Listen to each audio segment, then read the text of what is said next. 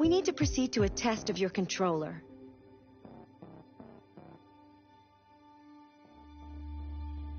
The test is now complete. Thank you for your cooperation.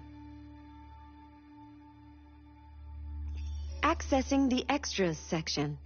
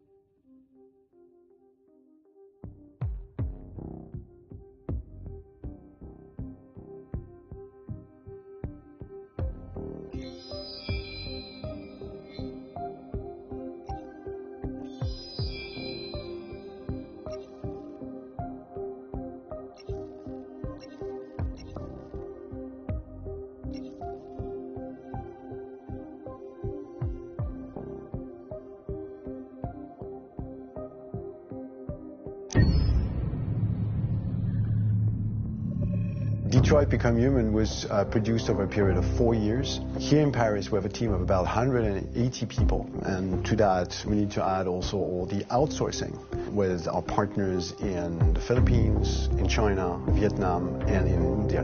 So when we started working on the story, I had to imagine where Kara was built. And for whatever reason, the city of Detroit came very quickly to my mind because it had already an incredible story by itself of history and themes.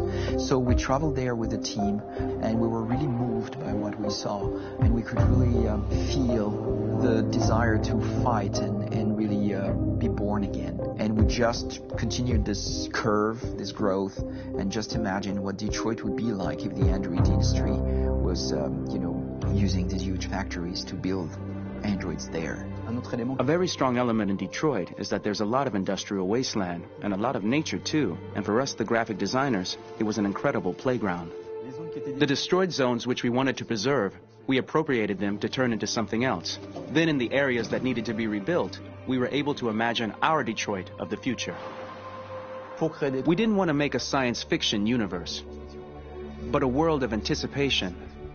If we chose science fiction, we could have imagined flying cars, extraterrestrials, but those things are very far from our current everyday life. Anticipation is more about gleaning from our contemporary reality, the one we know, because Detroit is set in 2038, and 2038 is tomorrow. The difficulty we had was sticking to reality. That is to say, technology becoming more and more invisible, a lot more elegant, and at the same time, making it visual. So all the computer equipment, autonomous cars, we simply had to invent. They are in fact very technological objects, but at the same time remain very credible and ingrained in reality. To create a cohesive universe in the fashion and clothing of the human characters in 2038, I didn't want to put an accent on strange shapes, or really vibrant colors, and things we wouldn't know. That I wanted to keep for the androids. The goal was to create something familiar which we can identify with in this future setting. Working on the artistic direction for the androids was a bit special because this is a project about the place they could occupy in the human world. It was out of the question for them to be too beautiful or too perfect. They had to correspond to every social class, rich and poor. Inspired by everyday utilitarian clothes, I brought a modern touch by adding dynamic display surfaces, the armband we can see on the side, the triangle on the front and back, an LED. Like that, there's no confusion. Wait. You're standing inside? All right, now. We need to go. You can't do that. Why aren't you sending a real person? Once we cast the actors, we travel to meet them in order to scan their faces. We record the structure of their face with the scan. And we record the colors and patches of skin with photography. Once we have this information, we will use this as a basis for modeling and creating the characters. The artist will make it more realistic, but will also enrich it. He will propose ideas which we will develop together. Finally, we will have a character with character who corresponds to the project in the world. When the actors come to Quantic Dream, we show them the design, what their image will be, and what they will look like in the game. This extra information gives them another dimension and color to connect with emotionally. It helps them think about how to play their character. Your mission. That's all you care about, huh? You should consult a professional who can help you. Beat it, you hear me? Get the hell out of here. So there are 3 types of shoots at Quantic Dream. Shooting and performance capture, where you capture the whole actor, his voice, his face, and his body. These shoots are obviously done with American actors because the game's original version is in American English. After that, there are the body-only shoots, representing around 250 days of filming, while the performance capture is 100 days of filming. Now, body-only shoots, there are 2 types. There are the action shoots and the technical shoots, which are mokit shoots. Mokit is when the player controls a character on the screen, and he moves in an environment to explore it. This is of particular importance at Quantic Dream, and therefore we shoot a lot to offer a unique context for each scene and each character. To prepare a motion capture shoot, we first get together to look at the sets we need, the animations that we want to shoot, which ones need to be grouped together, or which ones need to be cut and shot at another time, so that we get the most out of the shooting day. This often means shooting scenes out of order, especially those with big props or accessories, like a big car, for example. So we shoot all the animations related to that particular prop first.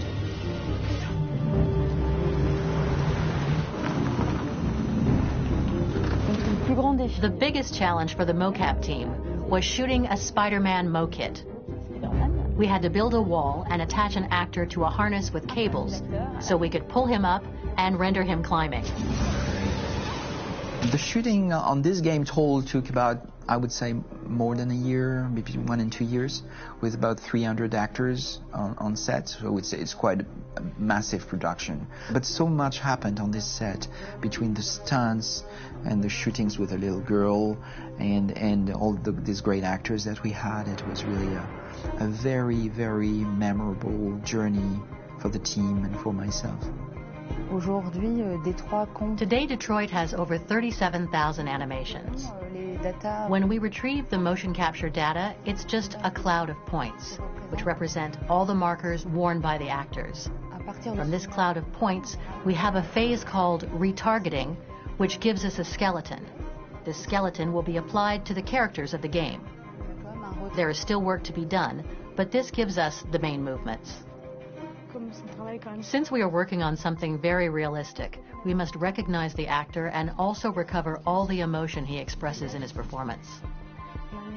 We use a system of facts, an identity card for each actor. We make the actor do a whole range of facial expressions. Then we recover all the expressions and paste the animations on a puppet that Jan has prepared. I then recover and refine these poses. I might stretch the lip, reinflate a cheek, tiny details that make the finished product really capture the actor.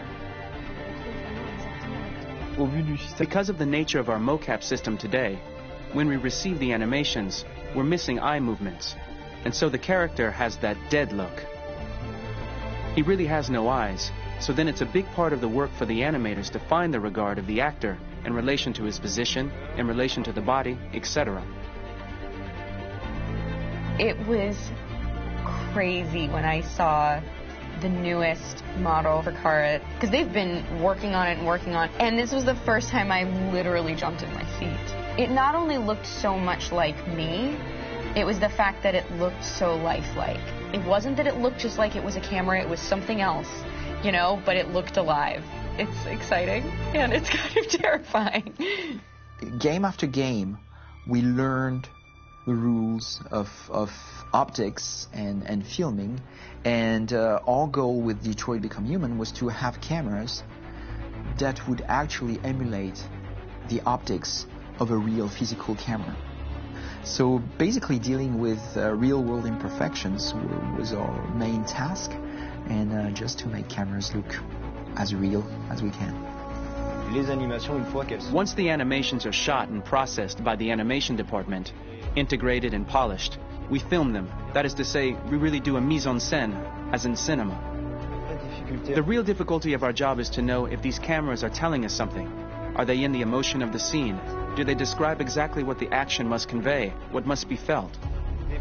The most important challenge.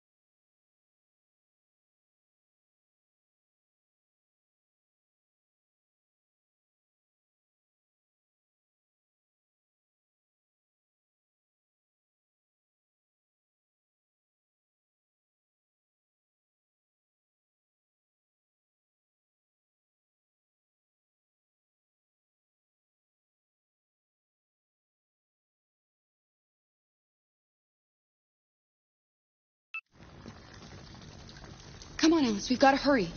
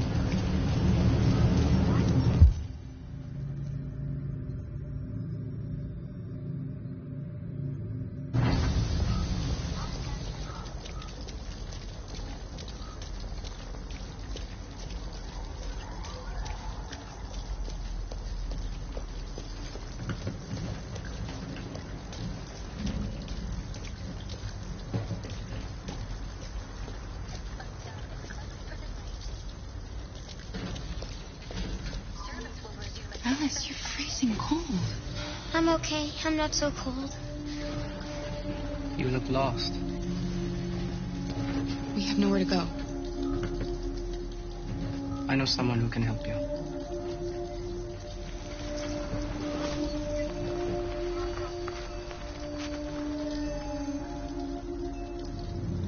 But that's on the other side of town. We need a place for tonight.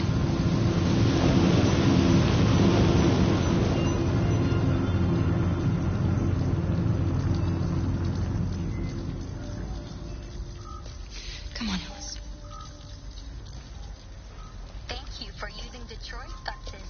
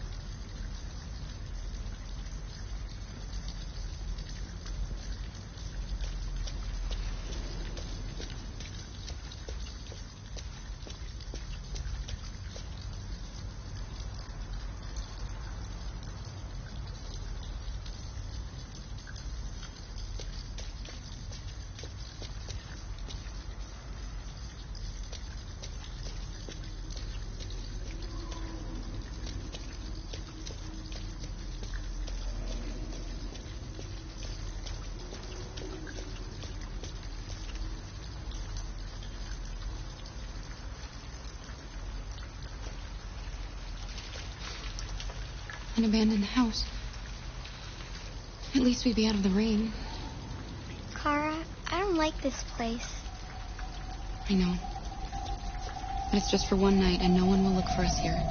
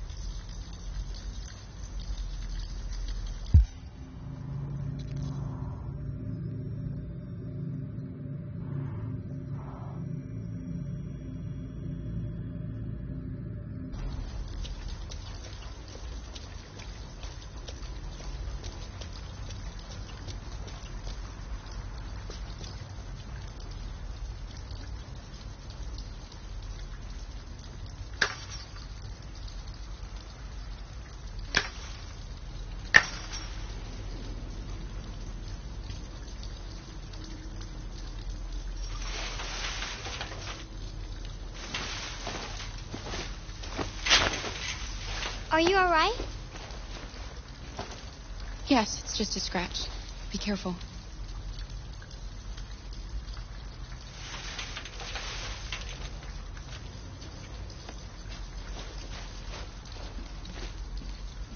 Don't worry, we're just having a look.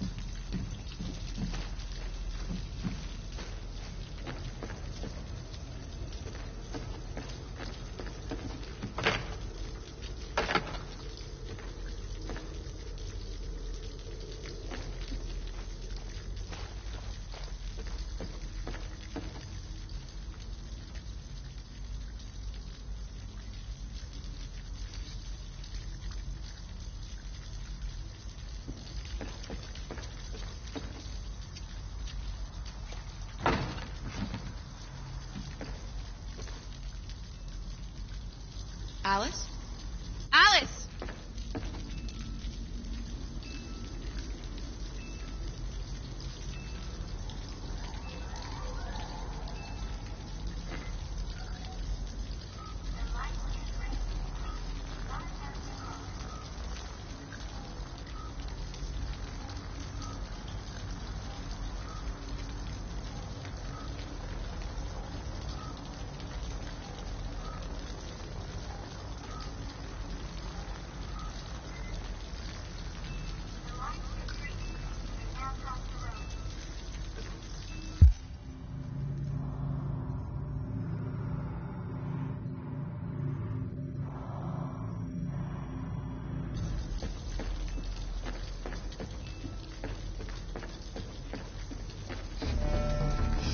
Wait, what are you doing? Visitors. Ralph doesn't like visitors. They're nasty. They may hurt Ralph.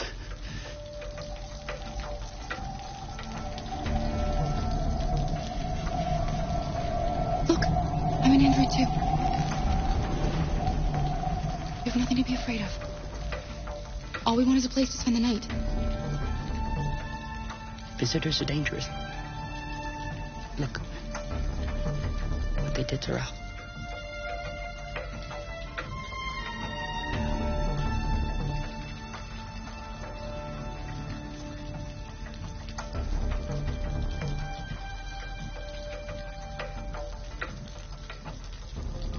Nothing to worry about. We're not going to do you any harm. You have my word. You must excuse Ralph. Ralph still finds it difficult to control himself.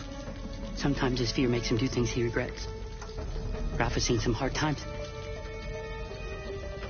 He's just so scared the humans will get him again. You can stay if you want. Ralph won't hurt you.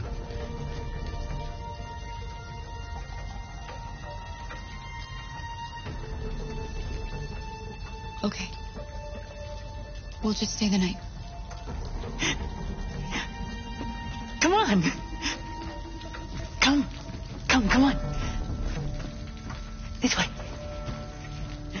Ralph has lived here since he ran away. Ralph never goes outside, so no one knows he lives here. Humans come in to squat from time to time, but, Ralph just hides till he leaves. Come on. Come on. Come. Come on. Come. Come on. Come. Come on. Come. Come on.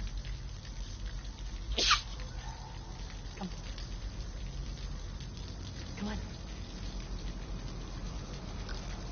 Come. Come on.